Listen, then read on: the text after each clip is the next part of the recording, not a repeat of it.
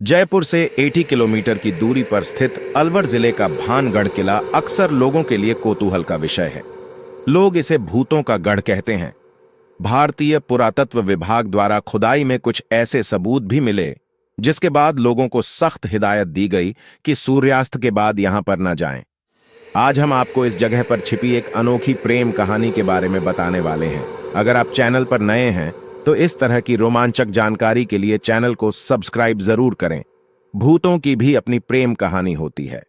शरीर के नष्ट होने के बाद भी ये आत्माएं महलों में कई सदियों से कैद हैं। भानगढ़ की कहानी रहस्यमयी और बड़ी ही रोचक है। 1573 में आमेर के राजा भगवंत दास ने भानगढ़ किले का निर्माण करवाया था। कहते हैं कि भानगढ़ की राजकुमारी रत्नावती बहुत खूबसूरत थी। उस समय राजकुमारी की खूबसूरती की चर्चा पूरे राज्य में थी।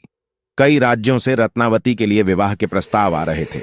उसी दौरान वो एक बार किले से अपनी सखियों के साथ बाजार में निकली।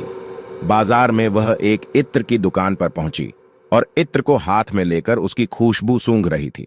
उसी समय उस दुकान से कुछ दूरी पर सिंधु सेवड़ा नाम का व्यक्ति खड़ा होकर राजकुमारी को निहार रहा था।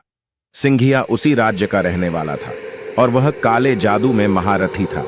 राजकुमारी के रूप को देख तांत्रिक मोहित हो गया और राजकुमारी से प्रेम करने लगा और राजकुमारी को हासिल करने के बारे में सोचने लगा। लेकिन रत्नावती ने कभी उसे पलटकर भी नहीं देखा। जिस दुकान से राजकुमारी के लिए इत्र जाता था, उसने उस दुकान में जाकर रत्नावती को भेजे जाने वाली इत्र की बोतल पर काला जादू कर उस पर वशीकरण मंत्र का प्रयोग किया। जब राजकुमारी को सच्चाई पता चल गई तो उसने इत्र की शीशी के पास ही एक पत्थर फेंक दी, जिससे शीशी टूट गई और इत्र बिखर गया।